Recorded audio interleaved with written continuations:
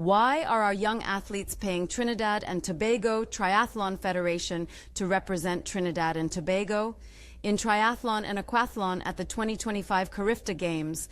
In a country that prides itself on sporting excellence and regional representation, it is disheartening, if not outrageous, that young athletes selected to represent Trinidad and Tobago in the triathlon at Carifta 2025 must bear the financial burden of doing so.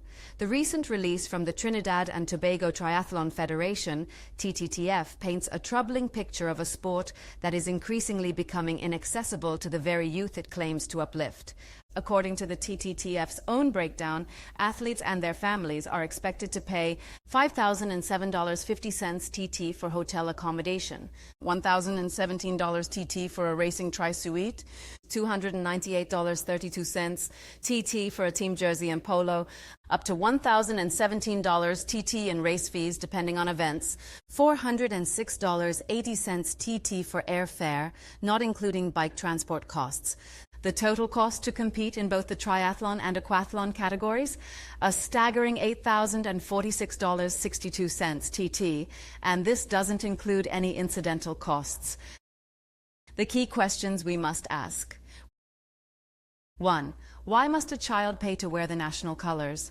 2. Isn't the uniform a symbol of national pride, one that the state and federation should provide for? 3. Why must children pay race registration fees after qualifying? 4. Qualification should be a reward for hard work, not an invitation to take out a loan. 5. Where is the Ministry of Sport and the Sports Company of Trinidad and Tobago? Sport.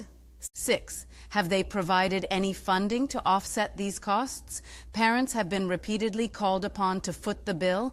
Where is the national support for national representation?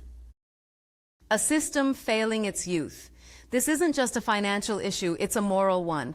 Our children are being told, yes, you're good enough to represent your country, but only if your parents can afford it. This model effectively excludes talented youth from lower-income households.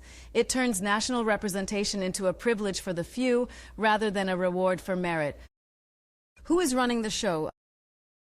According to the sources, the federation is being run by Douglas Dabadi, President, Christian Scott, Vice President, Chad Pickery, Secretary, Kieran DeFreitas, Treasurer, and Dubisi Hall, Floor Member, Karen Araujo, Past President. The public deserves answers from these officials. What fundraising has the federation done? What budget submissions were made to the ministry? And what have they done to ensure inclusive access to high-level competition? Final word. It is unjust that in 2025, children who have trained, sacrificed, and succeeded must still be held hostage by financial barriers in order to fly the Trinidad and Tobago flag. If we truly believe in developing youth and supporting sport, then we must fund our athletes, not just praise them when they bring home medals. The time for excuses is over. Our children deserve better.